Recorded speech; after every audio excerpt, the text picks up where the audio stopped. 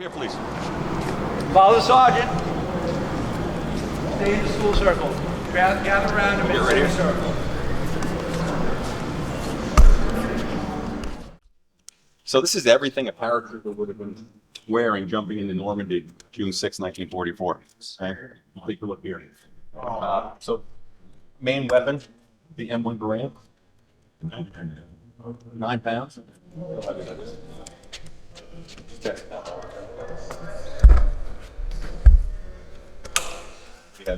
This is standard issue, semi-automatic, 8 rounds clip.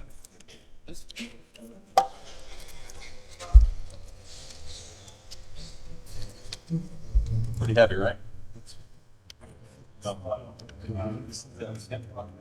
Loaded. Like that. That's how you load it. 8 rounds. After the 8th round is shot, clip ejects. Yeah, put a new clip in. It's pretty heavy. It's about half a pound. Think about weights. Now we're going to start talking about how heavy. So they would have had between 130 and 140 pounds of equipment. This is main battle rifle issue, right? Other rifles were issued. This one. You got 9 here? If I knew where number 9 was, you would have never left the corral. 30 caliber carbine, okay? Holding stock for a paratrooper. Okay? One other thing first I didn't go over. So if I'm jumping out of an airplane, okay, so I'd have main chute, reserve chute, supposed to take 35 pounds. Okay, so the way it would look is this. Leave this off so you don't damage it. So my set bag would actually be in front of me like this. Okay. The chute is going to be on my back. Reserve chute's going to be on the front, right? I can't have my pack on my back because I'm going to have a parachute on my back. Okay. You need to carry 3 knives with you, right? I have a trench knife right here. I have a bayonet. Okay. And I also have a knife here. This one. It's on the line. So I'm jumping out of an airplane 800 to 900 feet, hopefully under the fully canopy. Right? And I get caught up in the person. See that rope? Let down there. I'm going to cut this off my bag, attach it to whatever. I'm stuck on. And then I'm going to cut myself out of my risers and let myself down. Okay? I'm going to get to the ground and put this back. Okay? You see this bag here? My weapon is actually not assembled.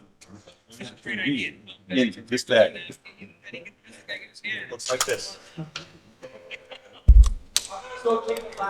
3 pieces. Okay. So I jumped out of an airplane, got hung up, cut myself down, let myself down. I better not forget my bag, which is attached to my parachute harness. Okay. Now I'm going to fall into the ditch. I get shot at and assemble my weapon. All right. All this is 1 o'clock in the morning. It's pitch black out. Okay. So climb in. It's fairly easy to put together.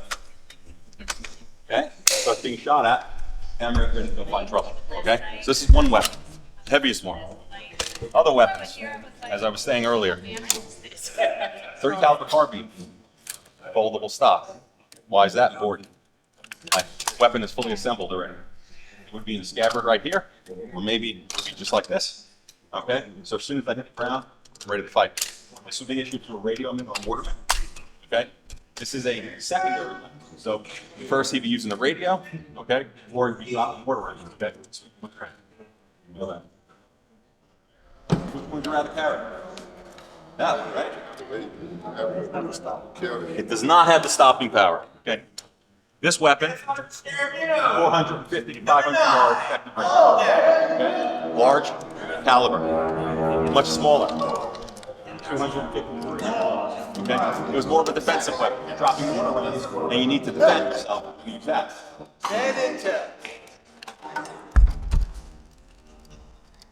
Take that back. Another weapon. Shoot NCOs, officers. Thompson 7. This is a replica, it's not real. Okay. It's a 30-round stick magazine. It shoots 45 caliber ACP. It's a submachine gun, right? 150 to 200 round, 200 yard range. Okay, so much closer. Okay, So that we issue to an officer, NCO, right?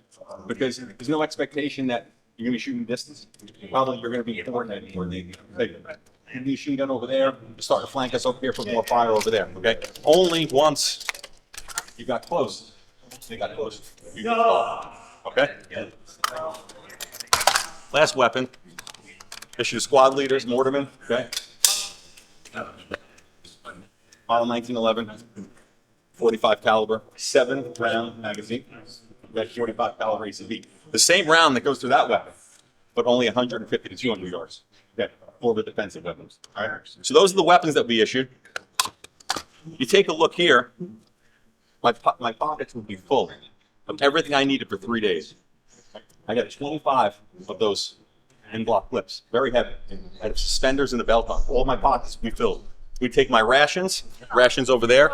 We'd break them up and put them in my pocket. Some guys even added pockets to the uniforms. They would issue 2 uniforms. Before they jumped, they took pockets off of one and put it on another. Some guys putting them in the back, some guys put them on the shoulders, right? So they just carry more things, right? This is a gas brassard. Right here. You know, be able to put more stuff when you jump. If you take a look at this uniform, it's reinforced, right? With canvas. Why? Reinforced with canvas. They found when they were practicing jumping, they were getting elbows blown out, knees blown out. It's the weight of what they were carrying. Right? So the parachute rigger is actually in canvas with reinforced. This is gas brassard. They would change colors if the Germans are using gas. At which point, you know, you have to don your gas mask, which is in this bag right here. Okay? Pretty soon we found out the Germans were not using gas. So you get rid of your gas mask, okay? And anything you want to keep dry, right? Put in the box.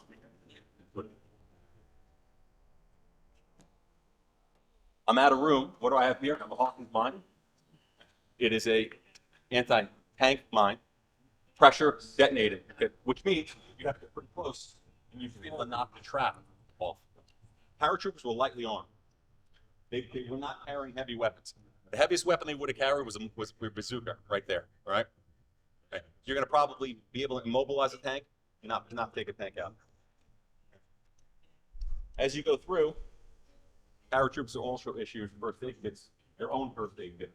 The expectation that there's going to be 75, 80% casualties, right? You're jumping behind enemy lines. You're going to be cut up for 3 days. Everything that you had, everything that you needed, you have to take with you. The only way you can get resupplied is to take any ammunition, okay? More weapons, or for another dead paratrooper. Issued 2 first aid kits. Why? Because you weren't going to be medical attention. There weren't going to be medical posts, right? So you would have to basically, in here, take 1944 technology, right? This is state of the art. There is a morphine syringe here, a bandage, and a tourniquet. State of the art. So what I would do, cut this off me, you use it on me, okay? And then you'd leave me. And hopefully, when the seaboard invasion comes in, I get collected alongside.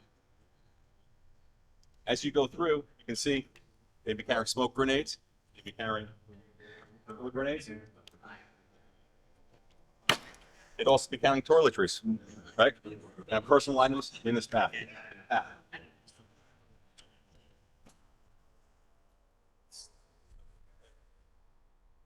the trenching tool. Okay, I don't have it on right now, but it will be actually right here behind me. Take it apart. Try digging a foxhole with this.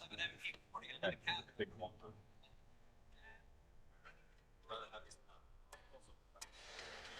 Hand to hand. Last, May West. I'm going to get geared up in a minute. Those guys are already geared up. Shoot on, okay? But I'm going to have this on like this. Now here's the thing. It's flying over the channel. I feel a lot better having this, but with the amount of equipment that I'm wearing, I'm sinking right with the arm. Any questions on anything? All right, all set. Lieutenant, you ready? Yeah, good to go. All right, I'll see you guys on the plane. Thanks.